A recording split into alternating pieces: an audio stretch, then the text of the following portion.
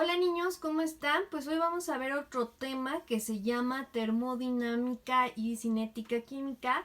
¿Por qué? Porque es muy importante entender que en una reacción podemos tener un producto que se llama producto termodinámico y producto cinético y vamos a entender cuál es la diferencia con cada uno de estos. Bueno, ahí les estoy poniendo una reacción que es A más B.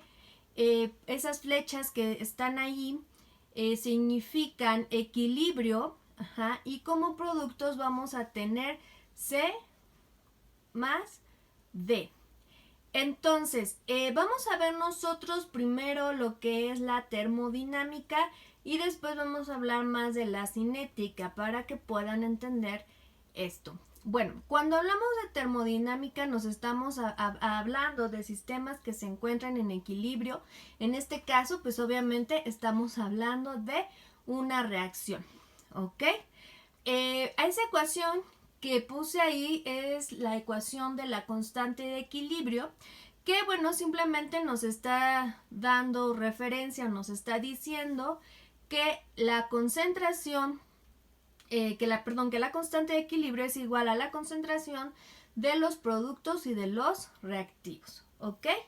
Entonces, vamos a hablar la termodinámica prácticamente nos va a decir acerca de la cantidad, nos va a hablar de la cantidad, repito, de los productos o de los reactivos. Adelantándome un poquito a lo que es la cinética de una reacción nos va a decir lo que es la rapidez con la que se forman esos productos, ¿ok? En una reacción.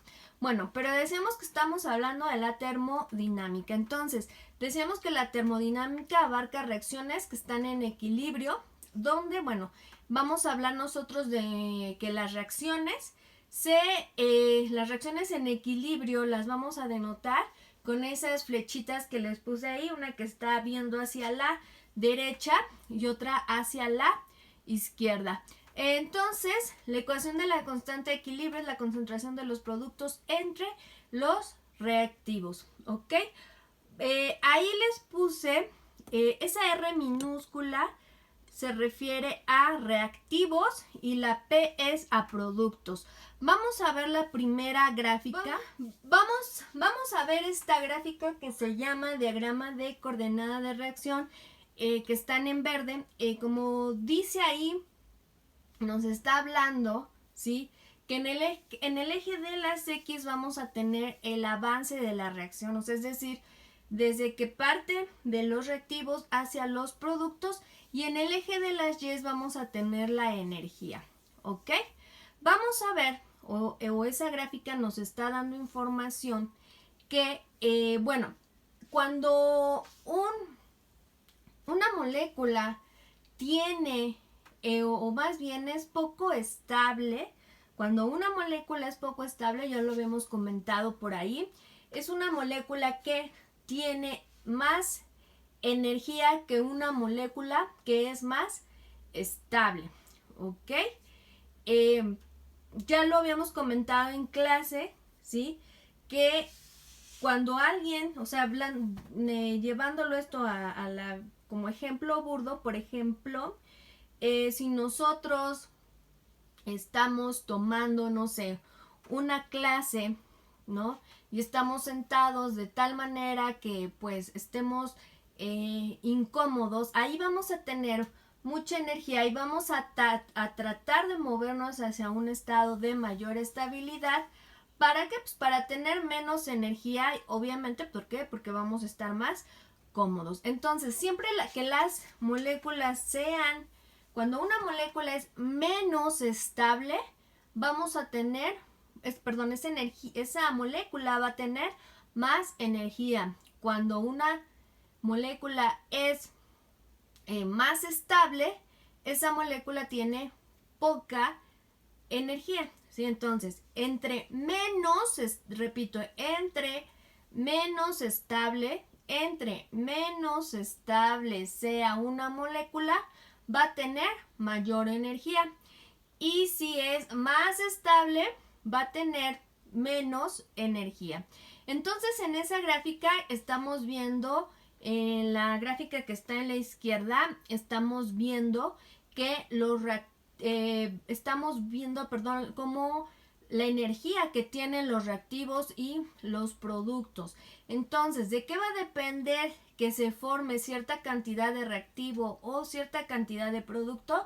Pues de la estabilidad. En esta gráfica estamos viendo que los reactivos son menos estables, y entonces al transcurrir la reacción y darnos los productos, estos productos son estables. Entonces tengo aquí reactivo, tengo aquí el producto y vemos que los productos son más estables, ¿ok? Vamos a ver que hay una delta G, ¿no? Esta delta G se refiere a la diferencia de energía que hay entre los reactivos y los productos. Entonces, ahí les puse el término que es una reacción exergónica. Es una reacción exergónica, ¿por qué razón? Porque estamos viendo que los productos son más estables, ¿ok? Vamos a tener, cuando los reactivos sean menos estables que los productos, le vamos a dar el nombre a la reacción de reacción exergónica y vamos a tener un valor de delta G que es negativo, que me está también me hace inferencia a que el valor de la constante de equilibrio va a ser mayor a 1. ¿Qué es esto? ¿Por qué va a ser mayor a 1? Porque voy a tener mayor cantidad de la formación de los productos que de los reactivos, porque recuerden que son reacciones que se llevan a cabo ¿en qué? En equilibrio. Entonces, cuando yo tengo una reacción con un valor de la constante de equilibrio mayor a 1 y un delta G negativo, eso quiere decir que los reactivos son menos estables, los productos son más estables y por lo tanto, se le llama reacción exergónica y la reacción se lleva a cabo fácilmente y obviamente me va a formar mayor cantidad de los productos. Ahí estamos viendo una ecuación que está aquí, delta G. Esta bolita se refiere a condiciones estándar, ¿ok? Es decir, esa bolita se refiere a condiciones estándar, es decir, cuando todas las especies están a 1 molar a 25 grados y a una presión de una atmósfera. Y bueno, la ecuación nos dice que cuando la energía libre de los, esta ecuación es igual a la energía libre de los productos menos la energía libre de los reactivos. La delta G entonces es energía libre de los productos menos energía libre de los reactivos. Obviamente si el valor de energía libre de los reactivos es un valor que pues muy grande, es decir que los reactivos tienen mucha energía, al hacer la ecuación obviamente me va a dar un valor negativo de delta G, lo que quiere decir que se va a favorecer la reacción hacia la formación de los productos. En el caso contrario, ¿sí? En la gráfica que está a la derecha, en este lado, pues vemos que los reactivos son ¿qué? Los reactivos son más estables que los productos. Vemos que el valor de la constante de equilibrio sería menor a 1 y estamos hablando de una reacción endergónica. Este tipo de reacción endergónica me está hablando que me está diciendo que la reacción le cuesta trabajo que se lleve a cabo porque obviamente el reactivo me está hablando que el reactivo es mucho más estable que imagínense un reactivo, una molécula que es estable, que está cómoda y hacerla reaccionar para formar otra cosa pues sería una reacción que le llevaría a cabo, pues, de manera muy, muy difícil, ¿ok? Entonces, las reacciones exergónicas se llevan a cabo o se favorece la formación hacia los productos, y las reacciones endergónicas me está hablando que de una reacción que le cuesta trabajo llevarse a cabo la formación de los productos. Y bueno, obviamente el valor de la constante de equilibrio pues va a ser menor a 1, porque voy a tener una mayor cantidad de reactivos entre productos, ¿no? Entonces, como aquí tendría un valor grande, ¿sí? Un valor grande entre un valor pequeño, pues eso da un valor que es que, pues, menor a 1, y entonces, bueno, la reacción no se va a favorecer.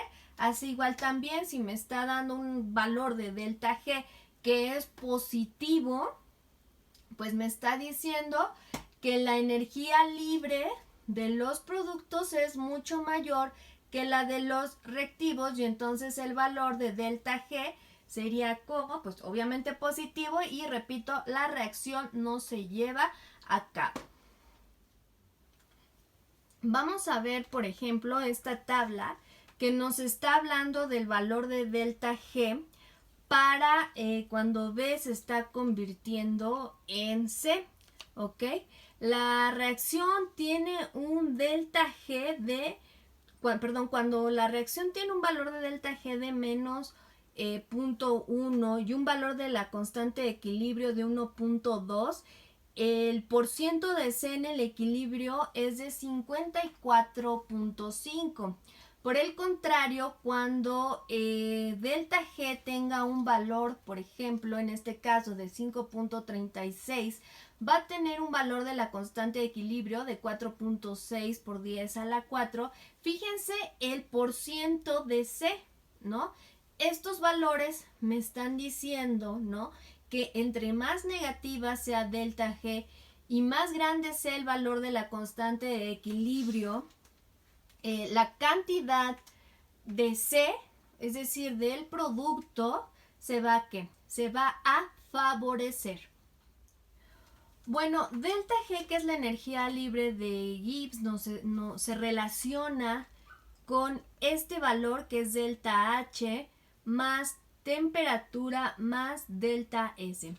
Bueno, vamos a ver primero qué es delta H. Delta H es se llama entalpía.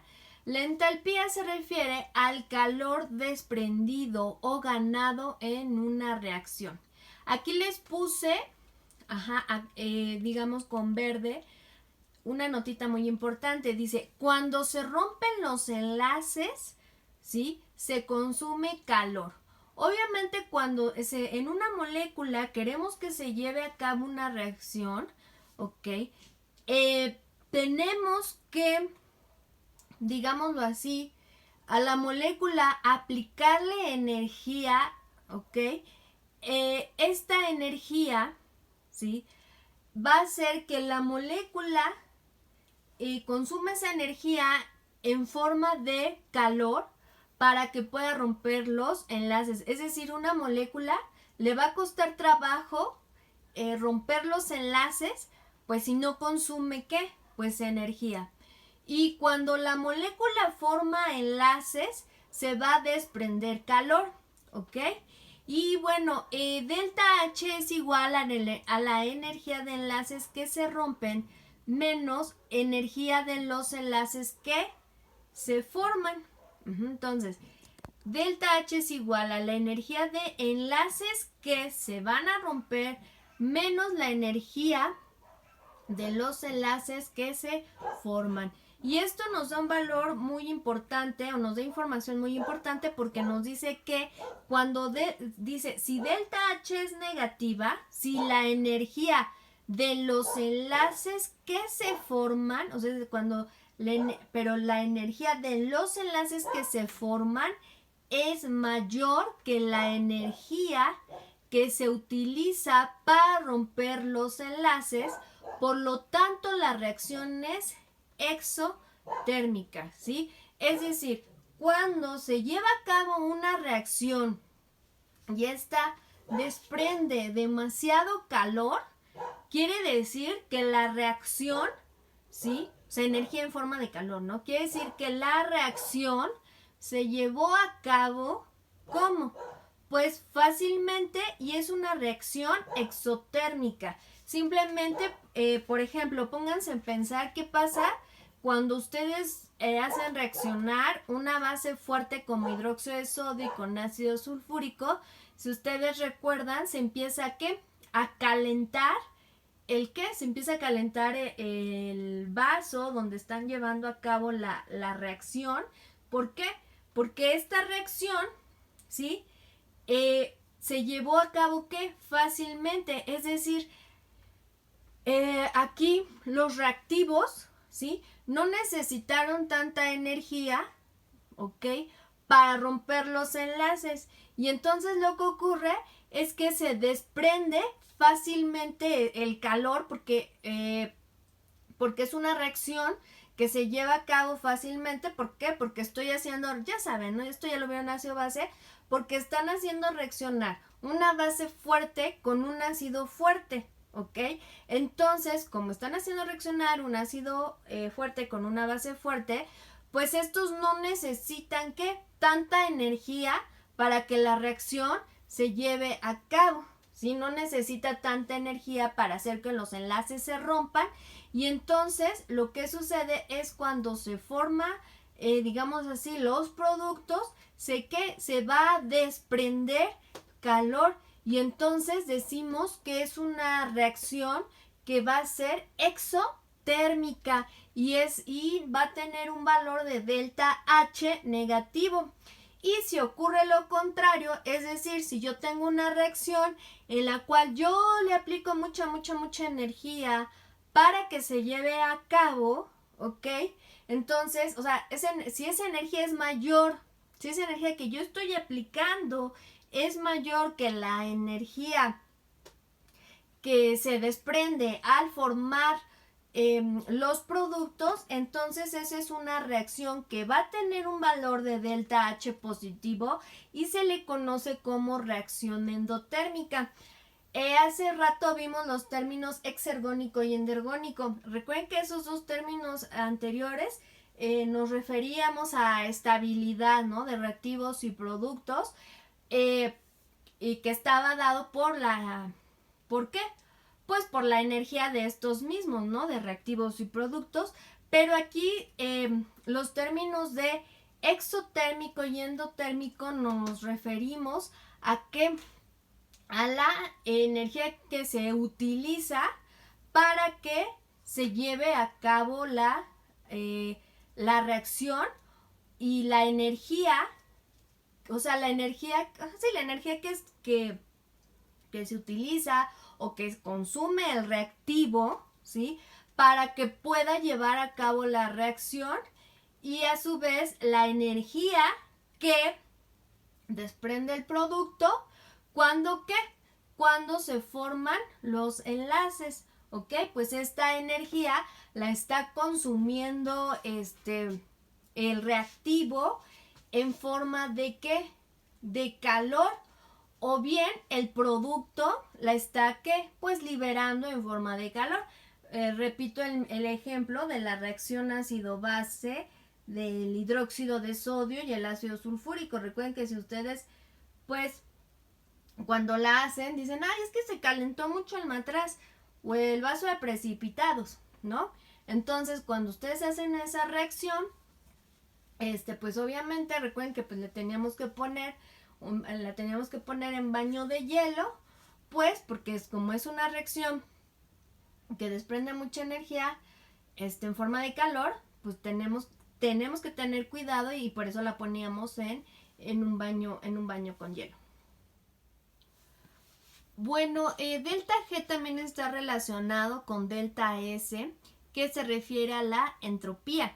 La entropía, como dice ahí, es la libertad de movimiento de un sistema, y está dado por la ecuación de delta S es igual a la libertad de movimiento de productos menos la libertad de movimiento de reactivos.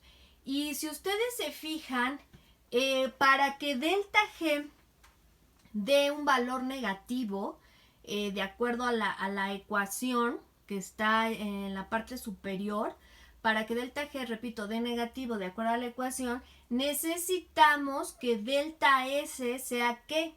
Sea positivo. Entonces, si delta S es positivo, ¿sí? Delta G me va a dar negativo y entonces eso facilita que se lleve a cabo la reacción. Y entonces está dado por la ecuación siguiente, ¿no? Que ya mencioné, que es libertad de movimiento de productos menos la libertad de movimiento de reactivos.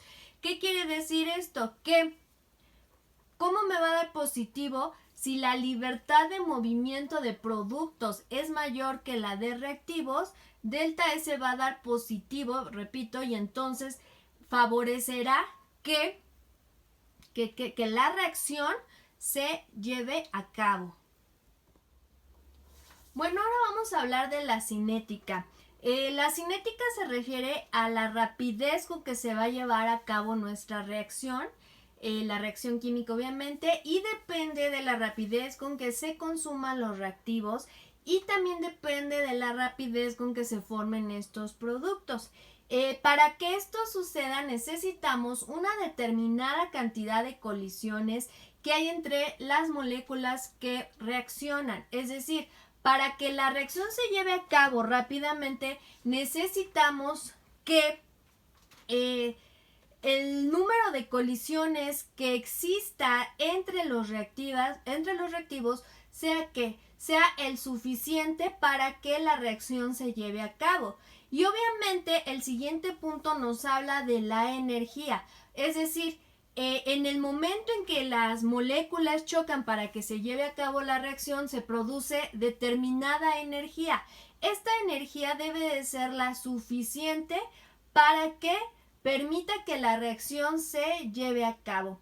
Y también nos dice el último punto que la fracción de choques que suceden ocurra en una dice, bueno, les voy a leer lo que dice puntualmente. Dice, la fracción de choques que suceden donde la orientación es correcta. Es decir, las moléculas deben de tener una orientación adecuada, el cual va a permitir que se den estos choques y al permitir que se lleven a cabo estos choques, sí, que tuvieron la orientación adecuada, va a permitir los puntos anteriores, que se genere la energía para dar la energía suficiente para dar lugar a la formación de los productos. Ahora, para que ¿cómo decírselos? Para que estos choques puedan ocurrir, pues necesitamos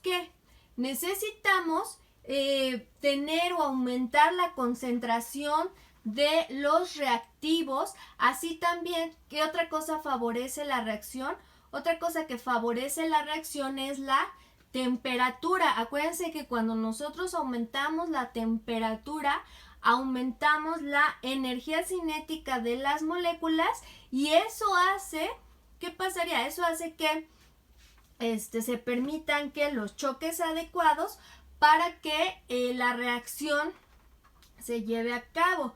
También para favorecer el uso de los choques entre las moléculas, pues también hacemos uso de los disolventes. Acuérdense que los disolventes nos permite o ayuda a que los reactivos puedan interaccionar, tener los choques suficientes y que la reacción se lleve a cabo. Quiero comentarles en esta parte que hay una parte muy importante de la química, que es la triboquímica o la mecanoquímica, en la cual se hacen reacciones sin el uso de disolventes. Esto le llaman también como química verde, ¿sí? Esto es aplicado más bien en la química verde, porque pues ya saben ustedes que los disolventes que muchas veces se ocupan para hacer reacciones pues son tóxicos y contaminan tanto el ambiente como a nosotros mismos. Entonces cuando se usa la mecanoquímica, lo que se hace es poner los reactivos que son sólidos en un mortero y con ayuda del del pistilo vamos haciendo que estos reactivos interaccionen a tal grado que vamos a llevar a cabo una reacción química en este mortero sin hacer uso de los disolventes. Bueno, ahora vamos a ver estas gráficas porque vamos a ver puntos importantes. Bueno, tenemos entonces, estos son los reactivos, estos son los productos, ¿ok? Para que una reacción se lleve a cabo, ya decíamos que, bueno, necesita haber los choques necesarios entre los reactivos,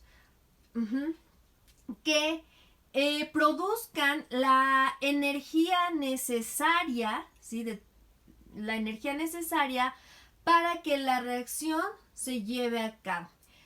Para que la reacción se pueda llevar a cabo, necesitamos la suficiente energía, ¿sí? Que se va a llamar energía de activación. La energía de activación es la energía necesaria para que la reacción se lleve a cabo y llegue a algo que se llama estado de transición. Fíjense, tenemos entonces aquí el reactivo, esta energía de activación, que ahora sí como su nombre no los dice, perdón, activa a los reactivos. ¿Para qué? Para que puedan llegar a este estado de transición y que la reacción se lleve a cabo. Pero ¿qué es el estado de transición? El estado de transición es un estado de máxima energía en donde se van a estar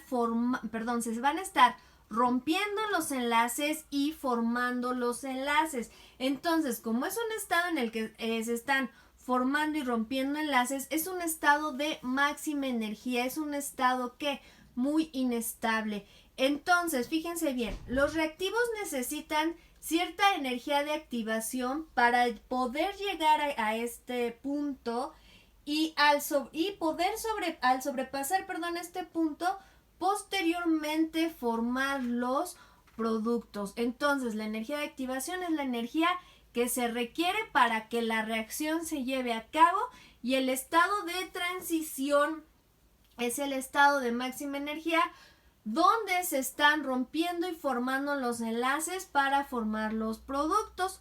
Bueno, aquí les puse que esta reacción es una reacción bimolecular en donde la reacción depende, se refiere, es una constante que nos está diciendo que la rapidez de esta reacción en particular que estamos viendo es directamente proporcional a la concentración de A y de B, es decir, de dos, ¿sí?, moléculas, ¿sí? Es una reacción de segundo orden. Entonces, una reacción de segundo orden es aquella en donde la rapidez de la reacción depende de la concentración ¿de qué? De dos reactivos A y de B, ¿sí? Ya lo van a ver más adelante cuando vean reacciones de sustitución y de eliminación y van a ver que este tipo de reacción de sustitución y de eliminación se lleva a cabo por un mecanismo que se llama, ya lo hemos visto, es un mecanismo concertado en el cual un mecanismo concertado se lleva a cabo en un solo paso. Es un mecanismo, repito, en el que ustedes van a ver SN2 y E2 son mecanismos concertados en el cual la reacción se lleva a cabo en un solo paso, pero la rapidez de la reacción depende de la concentración de dos moléculas. Y bueno, entonces la gráfica va a ser de esta manera. Esto nos está indicando, esto que estamos viendo aquí, nos está diciendo que la reacción se lleva en un solo paso es un mecanismo concertado y la velocidad va a depender de la concentración de dos moléculas. Ahora, vamos a ver la gráfica de abajo. Posteriormente, en la parte de abajo vamos a tener una reacción unimolecular donde la rapidez nos dice que depende de la concentración de una sola molécula y se le conoce como una reacción de primer orden. La de arriba es una reacción de segundo orden porque la rapidez depende de la concentración de ¿qué? De dos moléculas y bueno, ya vimos que es un mecanismo concertado. Fíjense bien. Bueno, es un mecanismo concertado donde, bueno, es un solo paso para que se lleve a cabo la reacción. Ahora me regreso a esta parte, que es una reacción de qué tipo, dije, unimolecular, donde la rapidez depende de la concentración de una sola molécula y es una reacción de primer orden. Vamos a tener entonces aquí los reactivos, el reactivo donde vamos a tener una energía de activación que esta debe de ser suficiente para poder llegar a esta parte que es nuestro estado de transición. Después, en esta parte que vemos aquí, vamos a tener la formación de un intermediario. Ese intermediario, vamos a ver, esta gráfica que les estoy poniendo es un ejemplo de una reacción SN1. Ustedes las van a ver posteriormente. Vamos a tener reacciones que se llaman reacciones de sustitución nucleofílica unimolecular y bimolecular. La de arriba es bimolecular y la de acá es una reacción de sustitución nucleofílica unimolecular. ¿Cuál es la diferencia? Bueno, que la reacción de sustitución nucleofílica bimolecular se lleva a cabo en un solo paso, pero la rapidez de la reacción depende de la concentración de dos moléculas y la de abajo depende de la concentración de solo una molécula y ustedes van a ver en esta reacción que se llama sustitución nucleofílica unimolecular que hay la formación de un intermediario. Nosotros ya lo vimos con nuestras reacciones de adición cuando hay la formación de carbocationes. En este caso, en esta reacción de sustitución unimolecular, también hay la formación de un carbocatión que es un intermediario, que es una molécula que se me va a formar entre los reactivos y los productos. Obviamente ya después este intermediario, para que se formara, ocurrió que una ruptura de un enlace. Entonces, es una molécula que se forma entre la formación de ¿quién? Del producto. ¿Sí? O sea, tenemos el reactivo, el cual va a formar un intermediario y después ese intermediario va a formar un producto. Ese intermediario es una molécula que es muy, muy inestable. No se aíslan. ¿Por qué? Porque precisamente son sumamente inestables. Ahora, este intermediario posteriormente va a llevar a cabo lo que es, fíjense cómo aquí hay una diferencia de energía muy pequeña y aquí hay una diferencia de energía más grande. O sea, entre el reactivo y el primer estado de transición hay una diferencia de energía muy grande.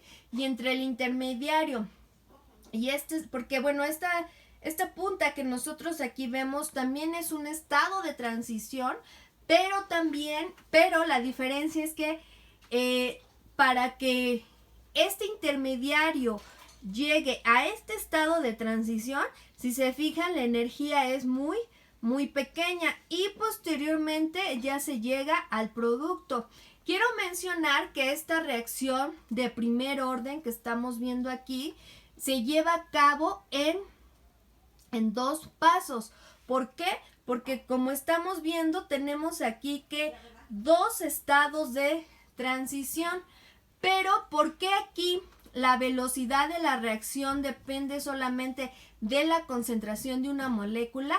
Pues debido al intermediario. Es decir, si nosotros tenemos, o sea, partimos de un reactivo hacia un intermediario, ya sabemos que este intermediario es sumamente inestable. Entonces, imagínense, estamos pasando de algo que está una molécula, ¿no? Que es nuestro reactivo, que es como, que es estable, ¿sí? ¿Por qué es estable? Bueno, porque imagínense, es un carbono que tiene pues sus 4 sustituyentes, el octeto está completo. Y para pasar a esta molécula cuyo octeto no está completo, pues le cuesta trabajo, ¿ok? Entonces, estamos pasando de una molécula que es estable a inestable, como es el intermediario. Entonces, imagínense que para que suceda eso, pues le cuesta mucho trabajo a la molécula. Entonces, esta reacción que es en 2 pasos, ¿ok? La velocidad solamente depende de quién, de la concentración de quién, de nuestro reactivo, de todo lo que le hagamos a esta molécula que es el reactivo, ¿sí? Va a depender la velocidad de la reacción. Les pongo un ejemplo burdo. Imagínense cuando ustedes, ¿no? Tienen, por ejemplo, una clase a las 7 de la mañana. ¿De qué depende que ustedes lleguen temprano a esta clase de las 7 de la mañana? ¿Sí? El principal factor determinante, o sea, ustedes, por ejemplo, para que lleguen a la escuela temprano, pues sí, llevan a cabo pues diferentes pasos, ¿no? Que es que pues se despiertan, se bañan, toman el camión, etcétera. Pero el paso determinante, el paso principal para que ustedes lleguen temprano a la escuela, ¿cuál va a ser? Pues que ustedes se paren temprano. ¿Por qué razón? Porque imagínense, vamos a compararlo con nuestra molécula. Ustedes son el reactivo, ¿no? Ustedes son R, que son ¿qué? Están pues estables, acostados en su cama, muy cómodo. Ahí están en un grado de ¿qué? De suma estabilidad. ¿Y cuál sería su grado de inestabilidad? Pues ya cuando se tienen que despertar, ¿no? Entonces, de cuando están dormidos a cuando se tienen que despertar, ese ya cuando se tienen que despertar vendría siendo nuestro intermediario. Pero para que puedan ustedes pasar de este estado a este estado, pues que necesitaron energía. Que en el caso de llevarlo al ejemplo burdo que estamos mencionando, ¿qué energía necesitan? Pues tal vez la de su despertador, ¿ok? Entonces, ¿por qué es el paso de, o sea, aunque esta reacción se lleva a cabo en 2 pasos, el paso que determina que la reacción se lleve a cabo más rápido es este primer paso, porque estamos pasando de una molécula que está estable a una que está inestable. Ahora, regresemos al por qué. Fíjense, o sea, ¿por qué la diferencia de aquí para acá es pequeña y de aquí para acá es grande? Pues a lo mejor unos ya se lo imaginaron. Pues esta diferencia es porque estamos pasando de una molécula, ¿cómo está? Está inestable, a un estado de transición, ¿sí? Que cuando se lleve a cabo y ya me dé lugar al producto, vamos a pasar de algo inestable a algo estable, ¿ok? Por ejemplo, llevándolo al ejemplo burdo, para ustedes es más, toman más tiempo, por decirlo de alguna manera, en cuanto a gasto de energía, pues en cuanto a qué les cuesta más trabajo hacer, les cuesta más trabajo despertarse que irse a dormir a su cama. ¿Por qué? Porque bueno, esa parte pues ya la hacen pues más fácil, porque saben que van a pasar cuando están acostados en su cama a un estado de ¿qué? Pues de estabilidad. Entonces, para que lleven a cabo eso, pues no les cuesta mucho trabajo, ¿sí? Porque van a pasar de algo donde están incómodos a algo donde están cómodos. Entonces, para que eso se lleve a cabo, pues es más es más fácil que se lleve a cabo. Entonces, esta reacción, repito, es una reacción unimolecular porque la rapidez depende de la concentración de una sola molécula, ¿ok?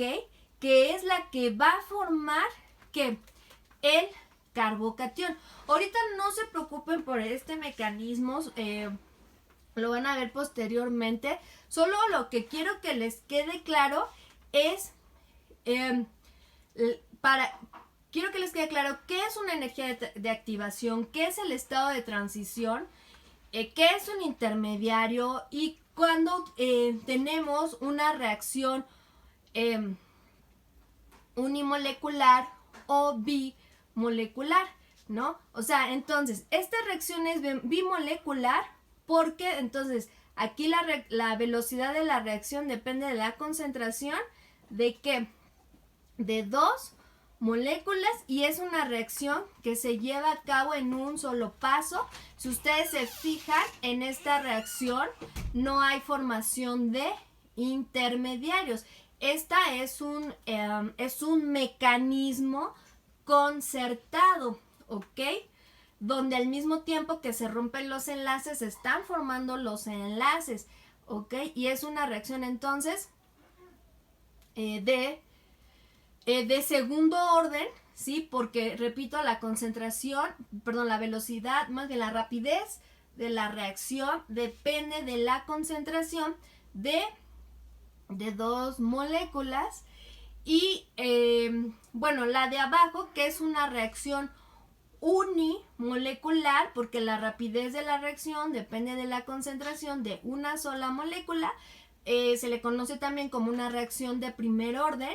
Y vemos que esta reacción, ¿sí? ¿Ocurre en cuántos pasos? Ocurre en 2 pasos, donde el paso que me va a decir o que me va a determinar que se lleve a cabo más rápido o no es este paso, ¿no? El primer paso, o sea, que es la formación del carbocatión.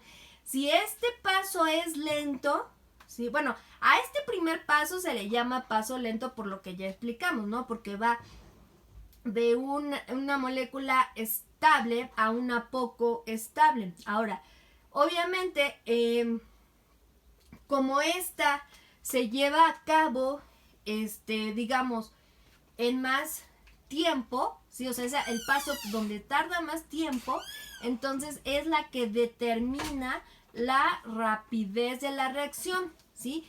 Y bueno, repito, esta se lleva a cabo en 2 pasos. Y ya este segundo paso donde pasamos de una molécula que es inestable a una estable se lleva a cabo que mucho más rápida. O sea, este segundo paso no es determinante en la velocidad de la reacción.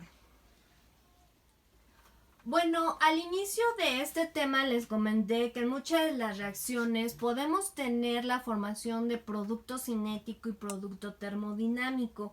¿Cuál va a ser la diferencia? Bueno, el producto, voy a empezar primero con el producto termodinámico, que creo que es el que más se comprende.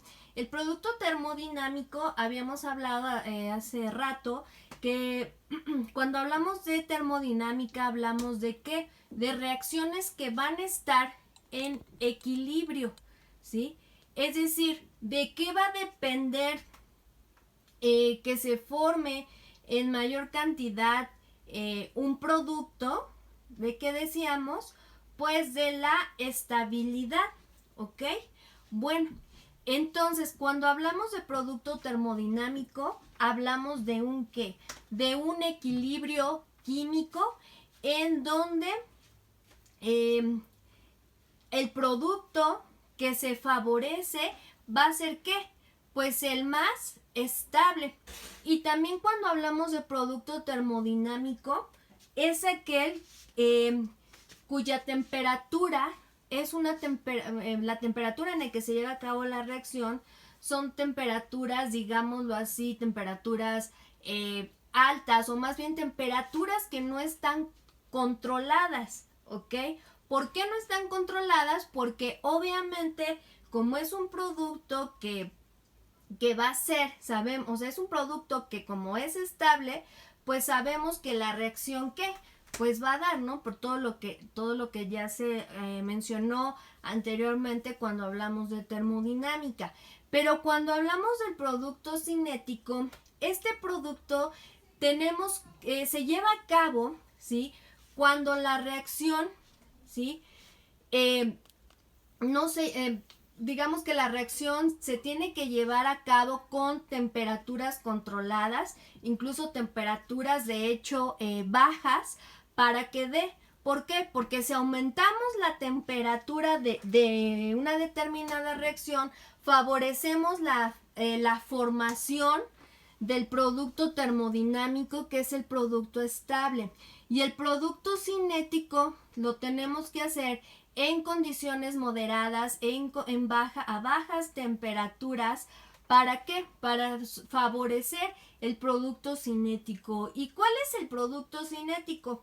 Bueno, el producto cinético es aquel que ahora sí que se forma más rápido, pero no porque vaya a dar como producto el producto más estable. Aunque claro, hay algunas reacciones donde el producto cinético también es el producto termodinámico. Pero bueno, cuando hablamos de un producto cinético que es diferente al termodinámico, se forma más rápido. Acuérdense, cinético nos estamos refiriendo a la rapidez con que se forma, es decir, es aquel producto que se va a formar más rápido. Entonces, el producto cinético es el que obviamente pues se va a formar ¿qué?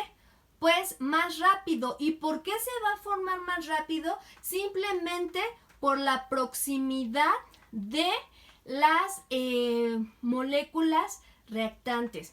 Es decir, por ejemplo, tenemos a cabo esta reacción, adición de ácido bromhídrico.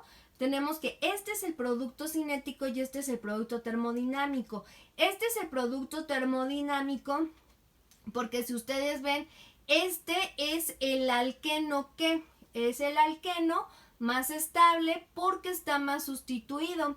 Pero este es el producto cinético que se va a formar más rápido porque en el momento en que hay que estabilizar al carbocatión, el ion bromuro se encuentra cerca de este carbono, ¿ok? Entonces, por un efecto de proximidad, ¿ok? Es que se forma el producto cinético. ¿Sí queda claro entonces? Porque en el momento, repito, en que existe el carbocatión, ese ion bromuro, pues se encuentra cerca de ese carbono carbocatión y entonces va a dar lugar a que se forme el producto cinético. Entonces, digamos que por un efecto, vamos a decir que por un efecto de proximidad, es que se va a formar el producto cinético, ¿sí? Pero no va a ser necesariamente el más estable. Simplemente se forma más rápido ese producto cinético. ¿Por qué razón?